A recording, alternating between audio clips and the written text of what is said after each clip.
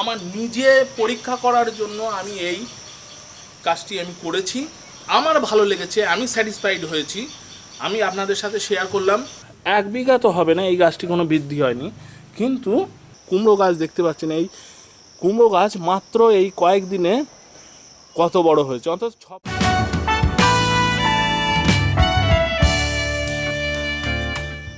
নমস্কার বন্ধুরা, আজ একটি নতুন এপিসোডে আপনাদের স্বাগত জানাই।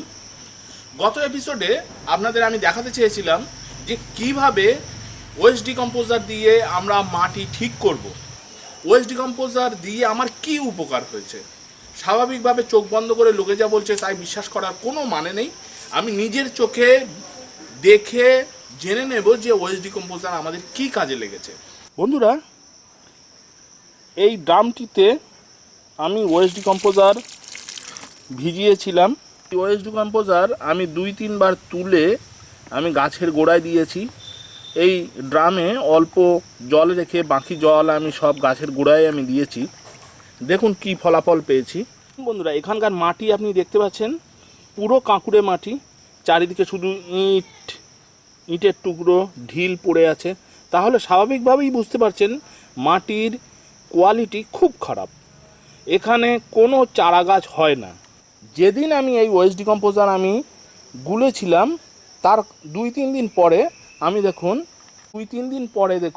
আমি এই মাটিতে আমি এই যে কুমড়ো গাছের চারা আমি বসিয়েছিলাম, দেখুন এর রেজাল্ট দেখুন। আমি এতে নতুন কোনো আমি সার আমি দিইনি, শুধু মাটি ঠিক করার জন্য আমি ওয়েস্ট ডিকম্পোজারের ঘোল আমি ব্যবহার করেছিলাম, ওয়েস্ট ডিকম্পোজার আমি দিয়েছিলাম।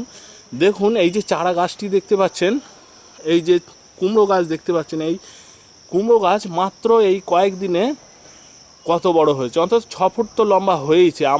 আমাকে হাত উঁচু করতে হচ্ছে। আমার 5.5 ফুট হাইট, দেখুন আমাকে হাত উঁচু করে এর মাথাটি ধরতে হচ্ছে।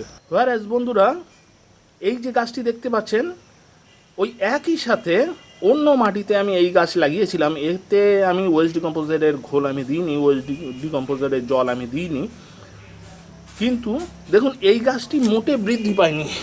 1 বিঘা তো হবে না, এই গাছটি কোনো বৃদ্ধি হয়নি, কিন্তু ওই গাছগুলিতে বৃদ্ধি হয়েছে। তাহলে বুঝতে পারছেন এই ওয়েস্ট ডিকম্পোজার দিয়ে, এবং গাছ দেখুন কত হেলদি আছে। বন্ধুরা, আমি এই পরীক্ষাটি নিজের জন্য আমি করেছিলাম যে ওয়েস্ট ডিকম্পোজার সবাই বলছে ভালো, কিন্তু ওয়েস্ট ডিকম্পোজারে কি উপকার হয়, এতে প্রকৃতই উপকার আছে কি না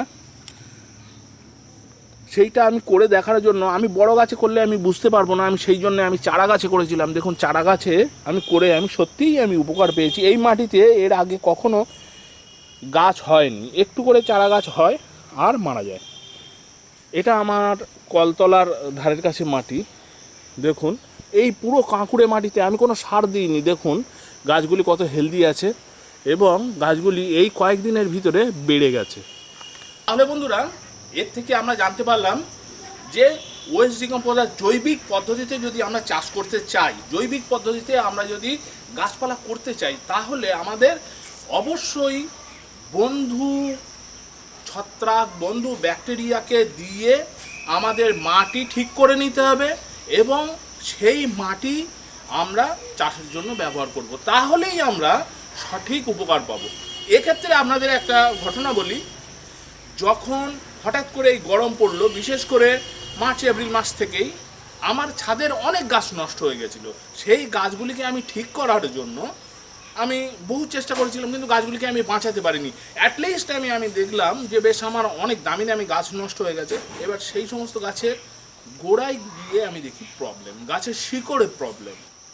তারপর আমি সিদ্ধান্ত নিলাম সম্পূর্ণ জৈব পদ্ধতিতে যদি আমি গাছকে ঠিক করতে পারি, তাহলে আপনাদের সেটি ভিডিও করে দেখাবো। আমি রাসায়নিক কীটনাশক, রাসায়নিক ছত্রাকনাশক, রাসায়নিক সার ব্যবহার করে ফেড আপ। কত মনে রাখবেন আপনি, কত নাম মনে রাখবেন? আর আজ দিলে কাজ হবে, কাল দিলে আর সেই জিনিসে কাজ হবে না। অতএব জৈব পদ্ধতিতে যদি আমরা চাষ করতে পারি সেইটাই ভালো। তাহলে এটি আমি আমার নিজে পরীক্ষা করার জন্য আমি এই কাজটি আমি করেছি। আমার ভালো লেগেছে, আমি স্যাটিসফাইড হয়েছি, আমি আপনাদের সাথে শেয়ার করলাম। যদি কোনো প্রশ্ন থেকে থাকে আমাকে জানাবেন, আর যদি আমার ভিডিওটি ভালো লেগে থাকে তাহলে একটি লাইক দেবেন। আর আমার নতুন নতুন ভিডিও দেখতে হলে আমার চ্যানেলকে সাবস্ক্রাইব করে রাখুন, যাতে নোটিফিকেশান সহজেই আপনারা পেতে পারেন। আজ এই পর্যন্তই, নমস্কার।